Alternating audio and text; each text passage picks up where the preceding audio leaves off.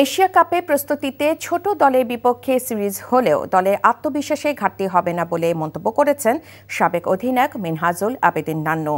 টানা খেলার মধ্যে থাকায় ক্রিকেটারদের বিশ্রামের প্রয়োজনীয়তা আছে। টানা 2 সিরিজ জেতায় টি-20তে জড়তা কিছুটা হলেও কমেছে লিটন দাসের দলে।